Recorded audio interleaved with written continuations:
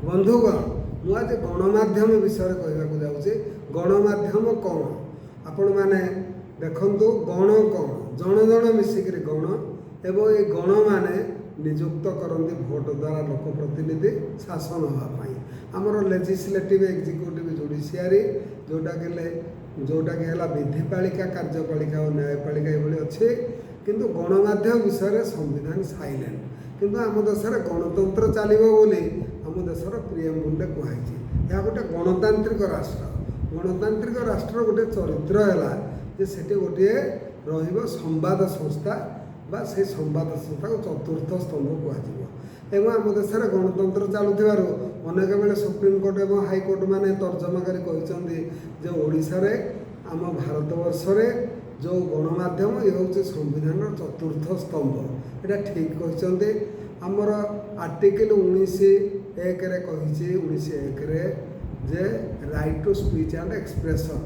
से तर्जमा कर कहले जे जो मैंने करिसेंती खबर कागज संस्था से मैंने स्पीच और एक्सप्रेशन द्वारा होचे एटा गोटे फंडामेंटल राइट एटा गणमाध्यम करि मना तमे करि कंट्रोल करि तेणु गणमाध्यम चतुर्थ स्तंभ है ताले गणमाध्यम काम है ये नहीं लोक मानकर कथा लोक मानकर समस्या पहुँचेब कौटी शासक मान पाखे मंत्रिमंडल में पहुँचेब से मैंने कौन करेंगे गोटे सांबादिक सम्मेलन डाकिक शुणे शुणिकी से कौन विचार आलोचना कैबिनेट आसेम्बली पकड़ करेंगे दीर्घ 20 वर्ष है सांबादिक सम्मेलन ओडिशा रे होउनथला नरेंद्र मोदी आसला परे भारत रे पार्लियामेंट रे होउनी से गोटे मन की बात कर अरे तुम मन को कौन भल पाइला पाइपारे किए मना कर तुम मन को भल पाइला दाढ़ी रखुच दैट इज अनदर थिंग तुम मन की बात संविधान की बात नुहे संविधान की बात हूँ तुम जाकर सांबादिक सम्मेलन कर होनी गोटे आश्चर्य कथा दुखर कथा जे जो गणमाध्यम गुड़िक अच्छा से एते मेरुदंड विहीन हो जाती जे सांबादिक सम्मेलन होना बोली पदटे लिखुना लिखा इच्छा ना जोड़े कारण है आईदर गोड़ाणिया बतीपेला एवं बचस्करवाद को ग्रहण कर नहीं कि टंका खाई असाधु उपाय चुप रही दुईटा जाक देश खराब जदि तुम गणमाध्यम चलैच तुम चलैवाई कहूँ कि तुम चलाओ ना जदि चलैक असाधु उपाय कल ताहले तुमे आ राजनेता मान भूल कौटी कह बेले बेले ये गणमाध्यम मान देख भारी टेम्पर देखे कि जज मान विरुद्ध विपद लिखि दिखती लिखिदेव भारी खुशी कारण जज मान को आमर एक्जिक्यूटिव लोक भल पाऊना आईन किए काटी दौर धरुंच ସେଇଟା ଲେଖିଦେଲେ ତାଙ୍କର ପ୍ରିୟ ପାତ୍ର ହେଲେ ଅତୀତରେ ଜଣେ ଆଇନ ମନ୍ତ୍ରୀ ଥିଲେ କିରଣ ରିଜିଜୁ ବୋଲି ବାହାରିକି ଏମିତି କହିଲେ ଯେ ଗଲା ତାଙ୍କୁ ପୁଣି ହଟେଇ ଦିଆଗଲା ସେ କୁଆଡ଼େ ଗଲେ ଏଥର ଭୋଟ ଖଣ୍ଡେ ବି ପାଇନାହାନ୍ତି ତ ଏଇଭଳି ଅବସ୍ଥାରେ ଗଣମାଧ୍ୟମ ଆସିକି ପହଞ୍ଚିଛି ଗଣମାଧ୍ୟମ ତାର ଭୂମିକା ଭୁଲି ଯାଇ ତା କାମ କରୁନାହିଁ ତ ଯେଉଁ ଦେଶର ଗଣମାଧ୍ୟମ କାମ କଲା ନାହିଁ ସେଠି ଆଉ ଗଣତନ୍ତ୍ରଟା କେଉଁଠି ଠିକରେ ରହିବ ସେଠି ଅବଭିୟସଲି ବର୍ତ୍ତମାନ ପାର୍ଟିତନ୍ତ୍ର ଏବଂ ପାର୍ଟିତନ୍ତ୍ର କଟିକିରି ଏବେ ବ୍ୟକ୍ତିତନ୍ତ୍ର ଚାଲିଲାଣି ସବୁ କଥା ନାଁ ଧରିକି କୁହାଯାଏ ଅମୁକ ଅମୁକ ଅମୁକ ଅମୁକ ଅମୁକ ପାର୍ଟି ନାଁ ବି ଡ୍ରପ୍ ହୋଇଯାଉଛି ଆଉ ଯେଉଁ ଲୋକମାନେ ନେତା ହେଉଛନ୍ତି ସେ ତାଙ୍କର ବଚସ୍କର ହିସାବରେ ତାଙ୍କର ବତି ପେଲା ବା ଗୋଡ଼ାଣିଆ ନହେଲେ ମେରୁଦଣ୍ଡ ବିହୀନ ନହେଲେ ନେତା ହେଇପାରୁନାହାନ୍ତି ସେ ଯେତେ ଉପର ଠାଉରେ ବାପିଆ ଆଗରେ ମାରିଲେ ମୁଁ ମନ୍ତ୍ରୀ ଯେ ହେବ କ'ଣ तुम हाथ जाक देखिले तेल लगी तैलाक्त तैल मर्दन करेसिलिन मर्दन करके तुम मैंने आसिक मंत्री खंडे पाइछ आणियाटा कौन देखा ये लोक बुझी ना लोक आगे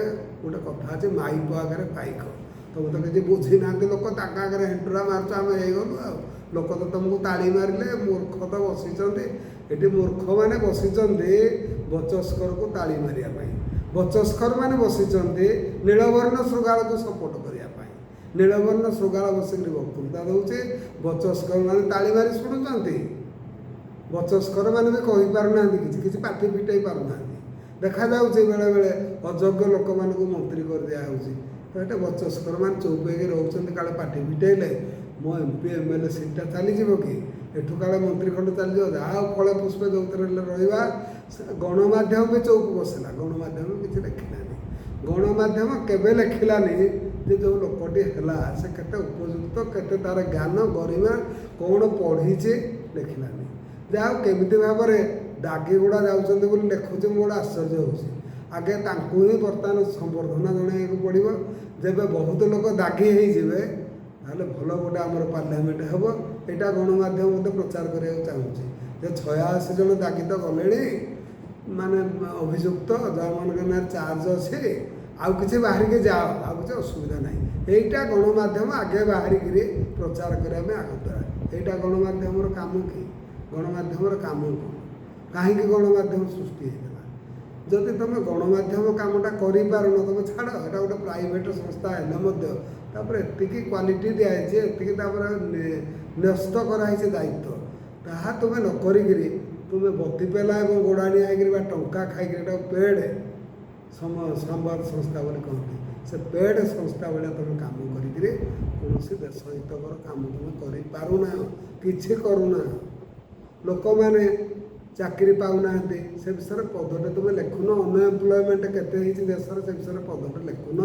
କୋଭିଡ଼ ହେଇଯିବାରୁ ଧରା ପଡ଼ିଲା ଯେ ଓଡ଼ିଶାରୁ 17 ଲକ୍ଷ ଯୁବକ ଯାଇକିରି ବାହାରେ ଗୋତି ଶ୍ରମିକ ବା ଯେଉଁଟାକୁ ଦାଦନ ଶ୍ରମିକ ଅଛନ୍ତି, ନହେଲେ ଲୋକ ଜାଣିନଥିଲେ। ତୁମେ ଜାଣିଲା ପରେ ଏବେ କେତେ ଅଛନ୍ତି କାହିଁ ଲେଖୁନ ତ? କ'ଣ କଲେଣି, କେତେ ଏପଟେ ଚାକିରି ଦେଲେଣି, ସେ ବିଷୟରେ ଲେଖୁନ। ଏବଂ ସେ କ'ଣ କଲେ, କେଉଁଗୁଡ଼ା ଭୋଟ ପାଇଯିବେ ସେଇଗୁଡ଼ାକ ଲେଖୁଛ।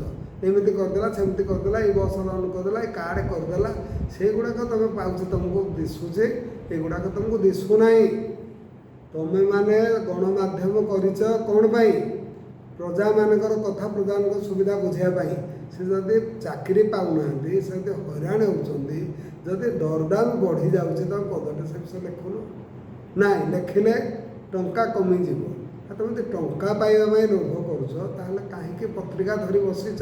ମୁଁ ତ ଅନୁରୋଧ କରି ଭାଇମାନେ ଛାଡ଼ିଦିଅ, ପତ୍ରିକା ଛାଡ଼ିଦିଅ। କିଛି ଟଙ୍କା ଖାଇବା ପାଇଁ ଏତେ ଅନ୍ୟାୟ କରନି। ଏତେ ବଡ଼ ସଂସ୍ଥା ଧରିକିରି ଏଟା ବସି ନିଜେ ଗୋଟେ ବତି ପେଲା ଏବଂ ଗୋଡ଼ାଣିଆ ହେଇକିରି ହୁଅନି। କେଉଁ ସଭା ସମିତିରେ ଯାଇ ବିପଦ କରି ବାହାସ୍ଫୋଟ ମାରିଦେଲେ ସେଟା ହେବନି। ବିବେକକୁ ପଚାର। ମୁଁ ଯେଉଁ କଥାଟା କହୁଛି ସେଗୁଡ଼ା ତୁମ ବିବେକରେ ଲାଗୁଛି କି ନାହିଁ ପଚାର, ପଚାରିକିରି ପରିବର୍ତ୍ତିତ ହୁଅ। ଗଣମାଧ୍ୟମ ଭାଇମାନେ ଯଦି ପରିବର୍ତ୍ତିତ ହେବ, ତେବେ ଯାଇକି ଦେଶ ପରିବର୍ତ୍ତିତ ହେବ। ବର୍ତ୍ତମାନ ଗୋଟେ ସାମାଜିକ ଗଣମାଧ୍ୟମ ବାହାରିଛି, ଏଥିରେ ପ୍ରତ୍ୟେକ ଲୋକଙ୍କୁ ଫ୍ରି ଦେଇଛି ଲେଖିବା ପାଇଁ। ଏଇଟା ଗୋଟେ ଭଲ ସଂସ୍ଥା, କିନ୍ତୁ ଏଥିରେ ଆମ ଦେଶର ନାଗରିକମାନେ ସେମାନେ ଏତେ ସଚେତନ ନୁହନ୍ତି।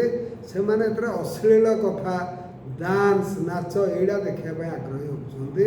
ଭଲ କଥା ଦେଲେ ସେ ଦେଖୁନାହାନ୍ତି, କରୁନାହାନ୍ତି। ଅଶ୍ଳୀଳ କଥାରେ ଲକ୍ଷ ଲକ୍ଷ ଲାଇକ୍ ହେଇଯାଉଛି, ଗୀତଟାରେ ଲକ୍ଷ ଲକ୍ଷ ଲାଇକ୍ ହେଇଯାଉଛି, ଡାନ୍ସରେ ଲକ୍ଷ ଲକ୍ଷ ଲାଇକ୍ ହେଇଯାଉଛି।